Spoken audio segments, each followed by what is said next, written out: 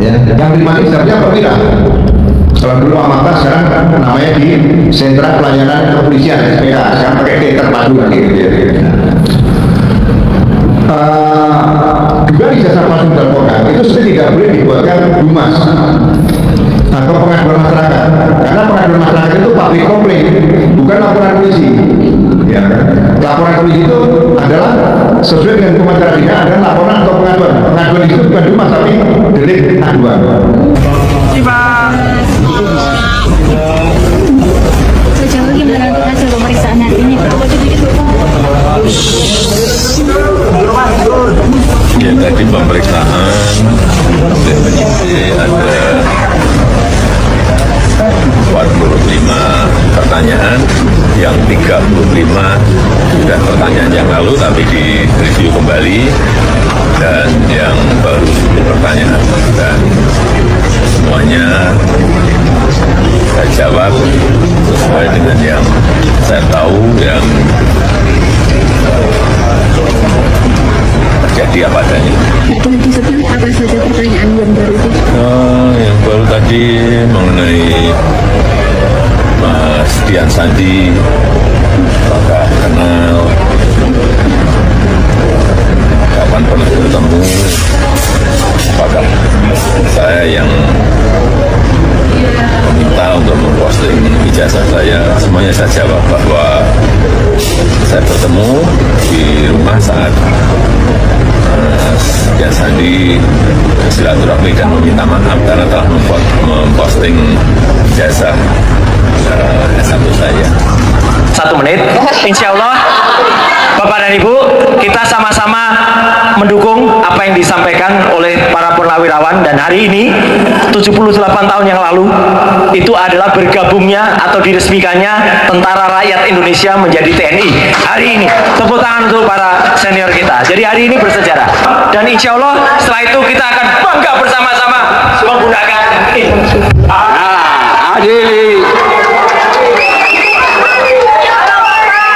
Kita jangan pernah mundur.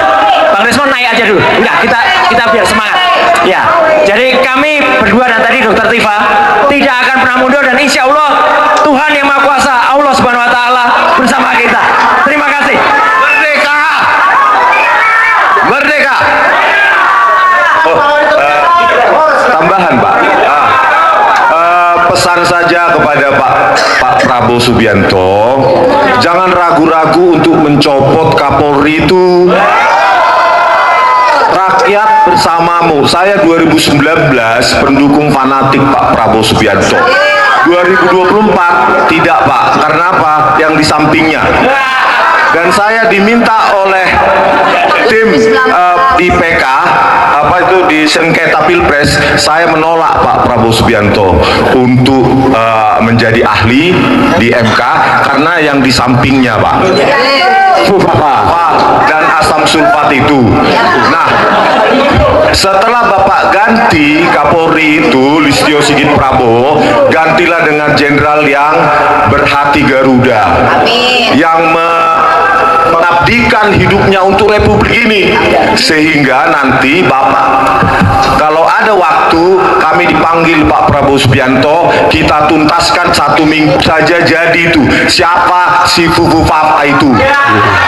Kita tahu betapa kecilnya otak Joko Widodo. Karena itu yang dia pikirkan cuma uang, kekuasaan. Karena otaknya kecil. Maka karena itu kita susun rencana supaya otaknya yang kecil itu yang kita ketapelin terus-terusan. Ini dokumen ijazah yang diserahkan Saudara Joko Widodo ini di KPUD maupun di KPU Pusat. Sehingga dari sini aja, di sini saya bawa pembanding ya. Bawa pembanding, ada 2 hal yang dapat kita lihatkan di sini. Yaitu ijazah Joko Widodo ini, seperti tadi saya sampaikan, cacat hukum dalam proses pemilihan karena tidak ada tanggal yang diberikan oleh Ujintas Gajah Mada. Sementara yang ini ya, pembandingnya ini ada. Kemudian satu lagi yang bisa kita lihat dengan kasat mata, setiap surat, setiap ijazah katakanlah ini ini ada penomoran. Ijazah saudara Joko Widodo ini hanya memberi nomor 1120. Sementara ini ada pembanding dari sama-sama Gajah Mada dengan nomor 47190-M.H Fakultas Hukum, kemudian _18. Jadi untuk itu makanya seperti saya sampaikan tadi, ada 3 bagian dokumen yang kita mintakan, yaitu SOP. Jadi dari yang terakhir saya katakan tadi, kalaupun ada penomoran itu ada aturannya ya, gitu ya Pak ya, semua ya. Setiap penomoran yang membuat surat, katakanlah surat kami juga melakukan itu, baik itu nomor maupun institusi, kode, bulan, seperti itu kan, ada tahun. Jadi, tapi ini yang secara kasat mata kita lihat. Makanya, seperti yang saya sampaikan tadi, Universitas Gajah Mada lewat kuasa hukumnya menyampaikan banding, dan kita akan teruskan. Jadi yang terakhir yang ingin saya sampaikan, negara Indonesia itu telah memiliki undang-undang keterbukaan informasi publik sejak tahun 2008. Dan itu dalam undang-undangnya nomor 14 tahun 2008 tersebut, itu tidak ada lagi mestinya hal-hal yang dapat membuat orang itu lari dari tanggung jawabnya ketika ia melakukan atau membuat suatu dokumen yang hubungannya untuk kepentingan dan keuntungan dirinya sendiri. Demikian yang dapat saya sampaikan. Mungkin setelah ini kalau ada yang mau bertanya atau mau foto ya silakan. Ya. Sekarang ke Bung Gafur dulu, biar yang lain dulu. Oke. Ya. Maju dulu. Assalamualaikum warahmatullahi wabarakatuh. Bang Aka izin, Mas Roy, Bang Samsir, sahabat-sahabat yang lain, ada Bang Azam juga di belakang, ada teman seperjuangan kita juga Bang Rustam Effendi, ada aliansi rakyat menggugat, kekuatan emak-emak ya, yang selalu. Seandainya Pak Jokowi ijazahnya hilang, pertanyaan saya, kalau ijazahnya hilang apakah otaknya juga hilang? Itu yang mau diteliti oleh TIFA, supaya tidak ada pembuktian bahwa otak orang itu hanya tergantung pada ijazahnya. Kan di balik kasus ini kita bertengkar, emang Pak Jokowi punya otak? Di KPU Solo. Di KPU Solo. Kenapa ini penting? Karena isunya di situ adalah insinyur, doktorandus, bukan insinyur. Kenapa hilang arsip sepenting itu? Ya. Itu harus hakim nanti memerintahkan supaya dicari. Bila perlu dibuat pengumuman besar, namanya dimasukkan namanya ke istilah DPA, daftar pencarian arsip. Seperti DPO ya. DPO lah, DPO sama Daftar DPA. pencarian orang, ini daftar pencarian arsip. Iya, karena arsip itu punya roh. Waduh. Roh masa lalu yang menceritakan apa yang terjadi di masa lalu. Berarti menurut Pak Bona sepenting itu. Menurut saya itu paling penting. Itu jati diri negara. Jati diri Warga Kota Solo Kota ya. Solo. Siapa wali kotanya? Berarti sekarang identitas Kota Solo ini semakin nggak jelas karena kehilangan arsip itu ya. Berarti mereka tidak menghargai wali kotanya. Ya. Ingin menghilangkan sejarah wali kotanya. Ya, betul. Kan itu simpel saja ya. Pak Wali Kota mungkin Kota Solonya tidak tertarik untuk menampilkan pendidikan wali kotanya sebelumnya. Ya. Dengan menghilangkan arsip itu. Betul. Nah, yang kedua, yang terpenting adalah kita juga memaksa melalui hakim ya, supaya KPU melalui undang-undang kearsipan ini ya. Oh, ini undang-undang kearsipan di print ya. Iya, Setebal ini. setebal ini. Supaya KPU menyerahkan arsip-arsipnya yang dari 2005, 2010, 2012, 2014, 2019 menyerahkan ke ANRI. Nanti ANRI harus memeriksa keaslian arsip-arsip yang itu disandingkan dengan keaslian dari sumber asli fotokopi. Ya. Jadi nanti melalui undang-undang ini kita berharap Bapak Joko Widodo menyerahkan aslinya sesuai dengan undang-undang. Ada di pasal 69 ya, kebacakan ya. Lembaga kearsipan berwenang melakukan autentikasi arsip statis dengan dugaan pembuktian. Pembuktiannya ini di bawah aslinya. Nah, ini nanti kalau publik mau lebih jelas, baca nanti di peraturan Kepala ANRI nomor 1 tahun 2023. Di situ jelas disebut bahwa autentikasi harus dilakukan dua hal. Pertama, fotokopinya, dan kedua sumber asli fotokopinya itu harus diautentikasi. Harus dibawa. Nah, nanti kalau ternyata nanti ANRI sudah mengautentikasi, ternyata ada publik yang tidak puas karena ini produk tun, publik nanti bisa menggugat. meminta supaya diautentikasi di laboratorium yang diinginkan oleh penggugat. Oke. Bisa aja nanti kita warga negara pingin ke Jerman atau kemana seperti itu, tidak masalah karena ini produk TUN. Tata usaha negara. Iya. Oke. Dan yang ketiga kebetulan ini terkait dengan surat kita untuk yang kemarin di TUN kan kita sudah tolak ya. Ya. Ditolak hakim, disemisal dan kita cabut. Nah, untuk mengulang kembali yang di TUN, kita berbuat surat, mengirim surat. Nah, setelah surat ini kita kirim, nanti kita akan lanjut minggu depan juga lanjut lagi ulang TUN-nya. Oke, jadi itu yang di PT UN kemarin dicabut bukan berarti Pak Bonatua menyerah ya? Bukan, justru kita menyempurnakan kekurangan kita. Oke. Jadi memang dulu ada hakimnya bilang itu 90 hari telat. Nggak boleh diteruskan, tapi kita memaksa. Iya.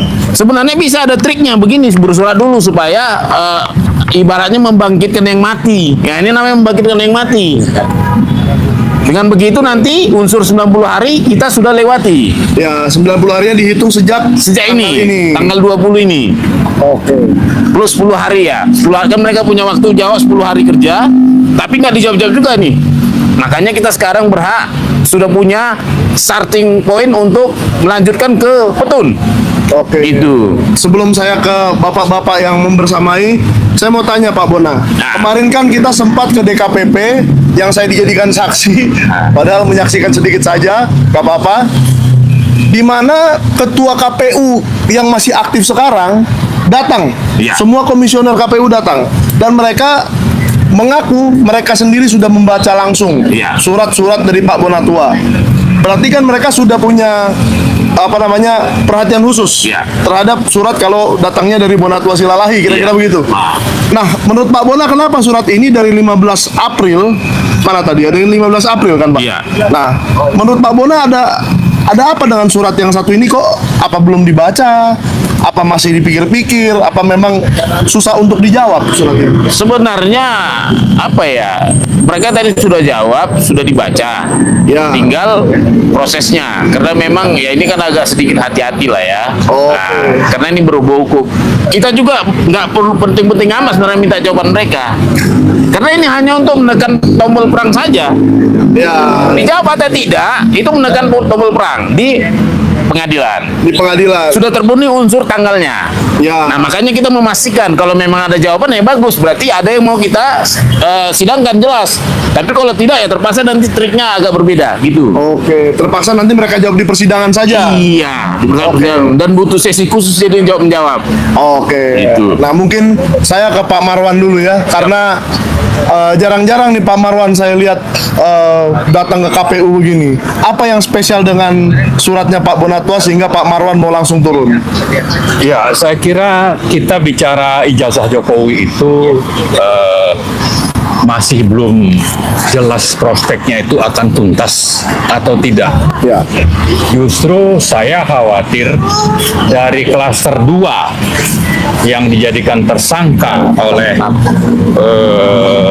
Polda Metro Jaya. Polda Metro yang digugat Jokowi itu ada prospek untuk akhirnya damai. Saya tidak menuduh, tapi saya mengkhawatirkan. Oke. Sehingga kalau akhirnya damai, maka Ijazah Jokowi diklaim hilang. Bonatua dan para jenderal KPU desak dan menuntut agar KPU tanggung jawab penuh. Pembukaan. Selamat datang di channel Menyala News. Salam NKRI. Harga mati. Hadirin sekalian, sahabat setia Menyala News di seluruh penjuru bumi pertiwi, dari Sabang sampai Merauke, dari Miangas sampai Pulau Rote, yang senantiasa menjaga prinsip bahwa setiap syarat jabatan negara harus jelas, sah, dan terverifikasi dengan teliti, bahwa tidak boleh ada celah bagi kebohongan atau rekayasa untuk masuk ke dalam lingkaran kekuasaan tertinggi. Hari ini kita membawa kabar yang menjadi titik balik baru dalam perdebatan panjang yang tak kunjung usai. Kabar yang menunjukkan bahwa tuntutan keadilan kini tidak lagi hanya datang dari kalangan masyarakat biasa, melainkan dari mereka yang memegang teguh sumpah setia kepada bangsa dan negara. Judul besar bahasan kita hari ini adalah Ijazah Jokowi diklaim hilang. Bonatua dan para jenderal datangi KPU minta dan desak agar KPU tanggung jawab penuh. Mengapa alasan hilang ini justru semakin menimbulkan ribuan pertanyaan baru dan memperkuat dugaan ketidakberesan? Siapakah Bonatua dan mengapa tokoh purnawirawan? Halo sobat politik semua, selamat berjumpa kembali bersama saya di channel Fakta Politik, saluran yang selalu menghadirkan informasi paling akurat, mendalam dan terpercaya seputar dinamika politik tanah air yang sedang hangat diperbincangkan. Jangan lupa tekan tombol subscribe dan nyalakan lonceng dan berikan like agar kami semakin semangat membongkar setiap fakta tersembunyi yang menggentarkan panggung politik Indonesia hari ini. Sobat politik semua, hari ini kita akan mengupas tuntas peristiwa yang mengguncang seluruh lapisan masyarakat, di mana teman-teman, kita semua tahu isu seputar keabsahan dokumen pendidikan Wakil Presiden Gibran Raka Buming Raka kini telah menjelma menjadi badai politik yang tak kunjung mereda. Gugatan yang diajukan ke Pengadilan Tata Usaha Negara PT UN menyatakan bahwa saluran keterangan penyetaraan ijazah yang menjadi dasar pencalonannya mengandung cacat hukum yang serius, teman-teman semua. Ya, di sini mulai dari ketidaksesuaian nomenklatur instansi penerbit hingga keganjalan pada tanda tangan pejabat yang berwenang. Jika tanda tangan pejabat yang berwenang, putusan hakim nanti menguatkan dugaan ini, maka terbuka lebar pintu bagi proses pemakzulan atau pemakzulan kembali terhadap jabatan nomor 2 di Republik ini. Kemelut ini semakin memanas ketika dalam sebuah sesi tanya jawab yang melibatkan kalangan akademisi dan unsur TNI berpendidikan S3, Gibran tampak kehilangan kesiapan saat dituntut memberikan penjelasan teknis dan bukti otentik terkait riwayat pendidikannya. Ya, sobat politik, alih-alih memberikan jawaban yang tegas dan berdasarkan kuat, ia justru terlibat kelegapan, terbata-bata dan tak mampu meluruskan berbagai keganjalan yang sudah lama menjadi sorotan publik. Hal ini tentu memicu gelombang kecurigaan yang lebih besar. Apakah ada sesuatu yang sengaja ditutup-tutupi? Tak hanya itu, sobat politik, kemarahan warga pun meluap hingga ke halaman istana.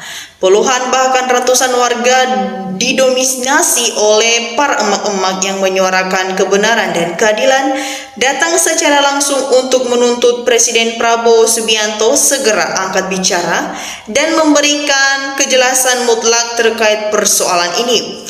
Mereka bersikeras agar dokumen pendidikan Gibran segera audit oleh pihak independen agar tidak ada keraguan sedikit pun di mata masyarakat Indonesia.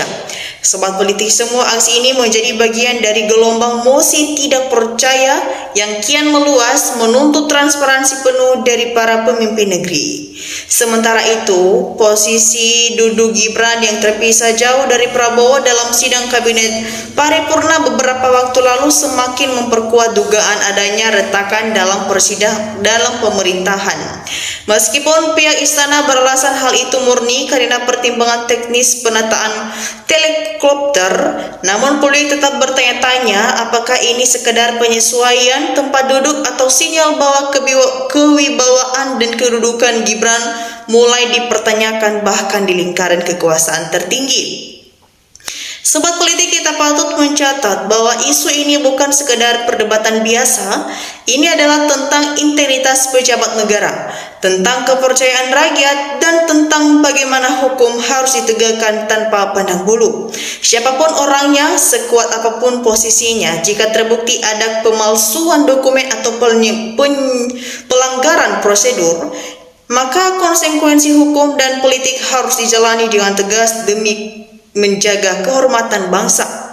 Nah, sobat politik semua, itulah adalah rangkaian fakta dan perkembangan yang terbaru yang sedang menggentarkan panggung politik kita hari ini. Bagaimana pendapat semua teman-teman? Apakah Gibran memang harus segera dinepalkan bukti otentik secara terbuka? Apakah Presiden Prabowo harus segera turun tangan memberikan pernyataan resmi? Dan bagaimana nasib pemerintahan ke depannya jika isu ini terus berlanjut dan berlarut-larut? Silakan sobat politik semua tulis pandangan analisis pendapat yang jujur Anda di kolom komentar di bawah. Mari kita berdiskusikan bersama secara cerdas dan beradab. Jangan lupa bagikan video ini ke teman-teman Anda, semakin banyak yang mengetahui fakta sebenarnya. Ya teman-teman semua, terima kasih dan mari kita saksikan bersama bagaimana pendapat dari masyarakat luas yang sudah memberikan opini cerdasnya di kolom komentar di bawah. Sobat politik semua di sini, Herman memberikan komentar, Jokowi dan Gibran betul-betul sudah menodai demokrasi Indonesia. Tolong berkomentar, kalau ingin negara ini adem, segera turunkan Fufu Fafa alias Gibran. Prabowo bangunlah, jangan tidur aja. Negara menunggu gebrakanmu, Zulkan dan adili Jokowi. Dirman berkomentar, rusak demokrasi bukan rakyat yang merusaknya. Coirul berkomentar, DPR MPR segera mengusulkan Wapres Gibran, takut ya. Kita lanjutkan, Bima berkomentar, Wapres lulusan SMP, bapaknya ijazah palsu, hukum amrul aldul, kacau-kacau parah. Kita lanjutkan, Murahan berkomentar, siap bergabung. Abdul Matie berkomentar juga, ialah masa negara sebesar Indonesia wakil presidennya hanya lulusan SMP. Apa enggak ada yang pinter selain Gibran? Disampaikan oleh Kampung Jati, Wapres nggak becus apa-apa, memalukan, mendingan dimakzulkan aja biar nggak gaduh negeri ini. Sobat politik PJT memberikan komentar, Gibran adalah perpanjangan dari Jokowi. Kalau ingin negara aman dan nyaman, Jokowi Gibran diadili. Sardiman berkomentar, era Jokowi bikin rusaknya negara ini, hasil bumi dikuasai asing dan penguasa. Lisha berkomentar, kalau saya DPR MPR melihat desakan rakyat, Gibran dimakzulkan tanpa pilih kasih baru mantap. Mulyadi Yadi berkomentar, betul udah waktunya bersih-bersih. Yang memalsukan ijazah dilanjutkan ke anggota DPR, pasti banyak ijazah palsu dapat beli. Kita lanjut. Muslih berkomentar, lebih cepat lebih bagus. Disampaikan Saberi berkomentar, ijazah Jokowi tidak kalender, apabila mengurusi korupsi malu jadi rakyat Indonesia. Karyono berkomentar, sungguh memalukan negeri ini, pemerintah tidak bisa memimpin negara yang diliputi pejabat-pejabat serakah menindas rakyat. Paul Kondang berkomentar, tahu sendiri emak-emak mulutnya turun Gibran tahu diri, ilah kalau nekat Indonesia gaduh terus, lagian tidak ada SMP jadi pejabat Yinggi. Kita lanjut, disampaikan oleh Kosturi Delta berkomentar, tanda tangan akhir zaman itu semua ada di Indonesia. Dari pemimpin-pemimpin yang bodoh tetap banyak pengikutnya. Ulama-ulama juga mendukung kebohongan dan lain-lain. Ya, sobat politik semua, bagaimana analisis kalian mengenai komentar dari netizen yang sudah kita saksikan dan tanggapan dari teman-teman semua? Silakan berikan di kolom komentar di bawah agar kita bisa bertukar pikiran bersama di channel Fakta Politik. Dan demikian saja sobat politik untuk cuplikan video kali ini. Jangan lupa saksikan video menarik lainnya di channel Fakta Politik. Saya pamit undur diri, salam demokrasi.